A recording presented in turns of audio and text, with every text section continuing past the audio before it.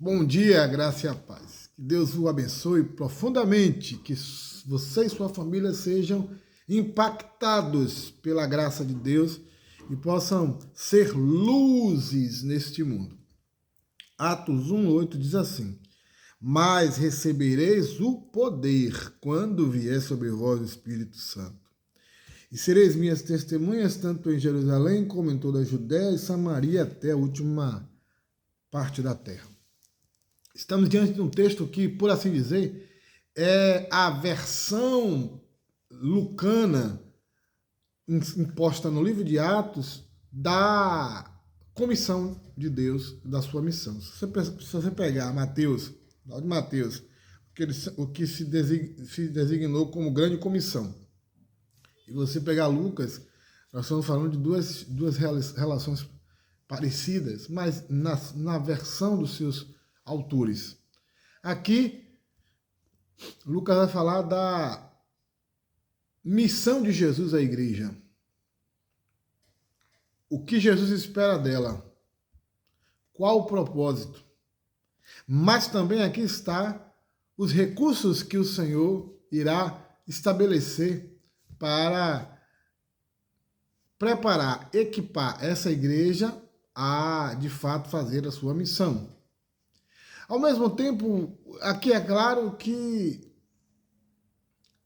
a missão da igreja é a missão do indivíduo, do discípulo. Porque não há uma igreja testemunhante,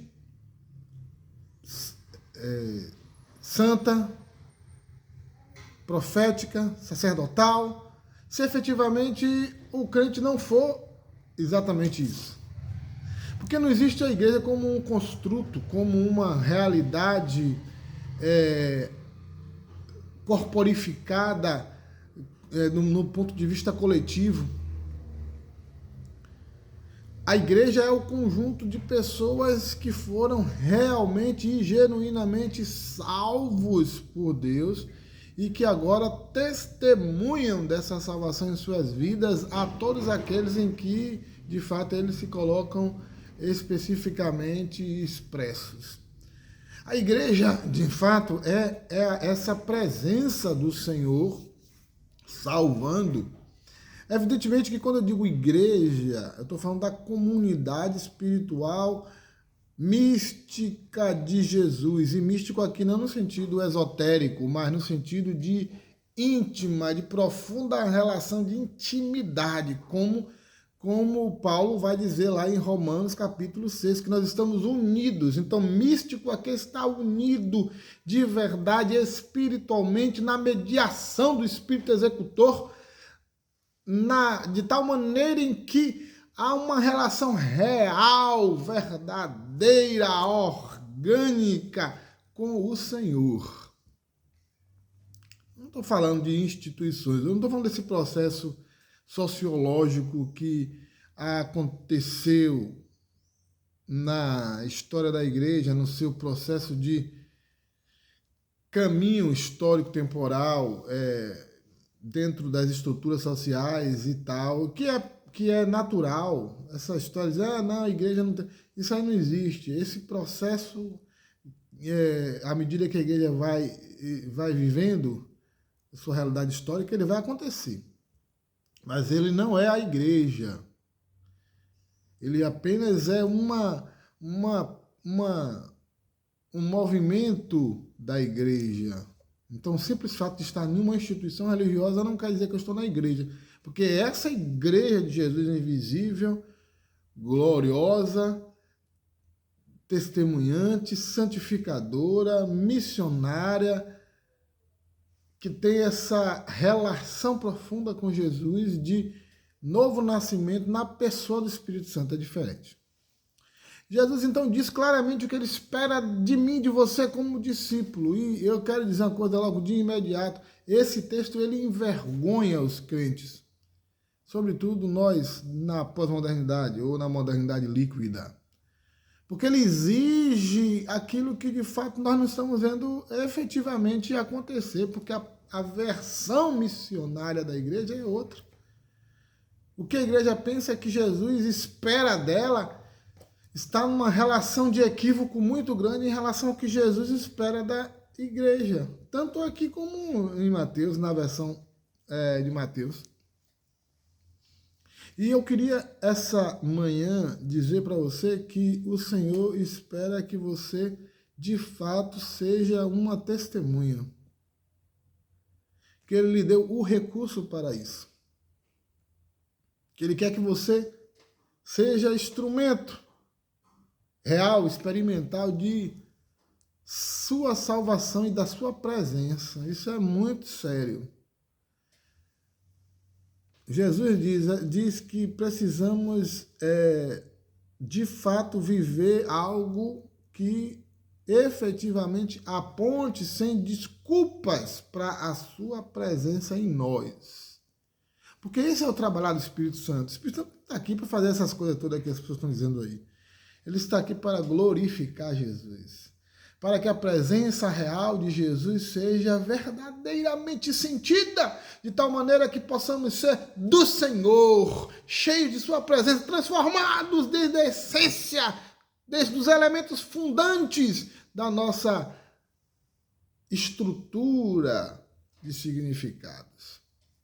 E afeta o restante, nossas emoções, nossos sentimentos. Tantas pessoas que ainda estão cruas do ponto de vista da transformação que o Espírito Santo pode fazer. Isso é algo estranho. É algo absolutamente fora do padrão que Jesus estabeleceu. E ele vai nos dizer que para ser esse tipo de realidade que ele espera, ele nos deu alguns recursos. Ele disse que, de fato, nós iríamos receber poder. É interessante, eu gosto dessa versão da King James, que ele fala assim, ó, mas recebereis o poder. Diferente.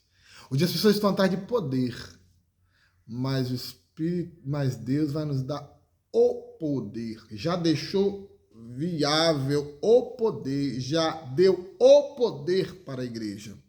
O poder de ser. O poder de ser testemunha, coisa que, do ponto de vista humano, é impossível para cada um de nós. Não conseguimos ser testemunhas de Jesus. Olha, isso é tão grave, é tão sério, é tão explicitamente denunciador que Jesus equivale a ser mártir. Ser testemunha aqui é ser mártir, porque essa é a expressão grega utilizada.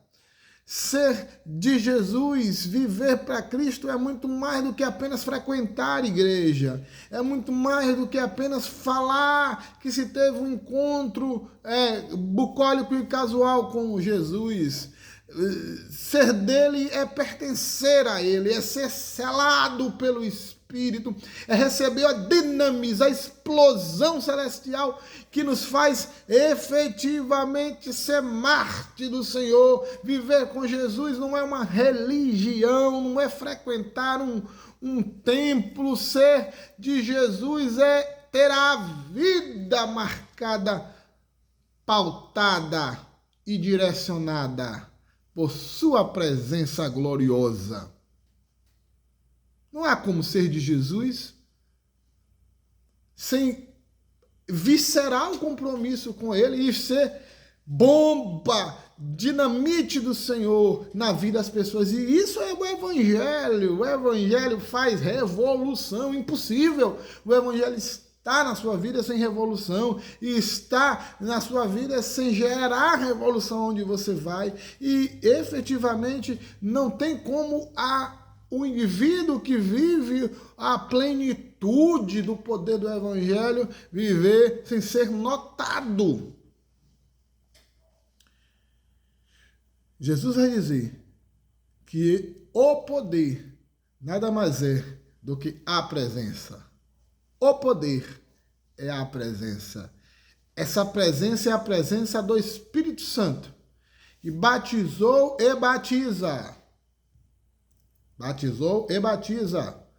Batizou regenerando, batiza revestindo. São dois ângulos de uma obra holística e sistêmica do Espírito. Essas polarizações são nada mais, nada menos que muitas vezes a imposição de nossas visões hermenêuticas extremamente estereotipadas e muitas vezes direcionadas ideologicamente. Precisamos ter cuidado com isso, porque a Bíblia vai falar que essas duas realidades são presentes, o Espírito batiza nos colocando no corpo. Está lá em 1 Coríntios 12,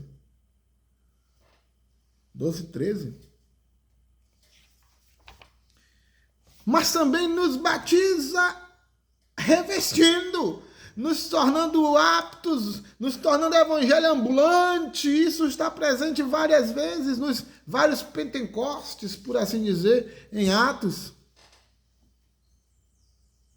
Então nós temos duas versões, mas que não são antagônicas e antitéticas, mas tão somente mostram essa visão mais sistêmica, atuante, militante e também, por que não dizer, hermenêutica de tarefa dos autores, não é só isso, nada mais, e que apontam claramente para a presença exclusiva, para a presença constante do Espírito em todas as etapas da vida cristã, começando com o novo nascimento, que só é possível com esse batismo de poder. E que também nas nossas vidas fica real. Precisamos dele para a glória de Deus. Precisamos ser cheios do Espírito, porque aqui é tão somente ser vestido, é ser cheio, controlado desse poder celestial do Espírito em nós. Ó, vem Espírito. Ó, Senhor, dependemos de Ti. Ó, Espírito, dependemos de Ti.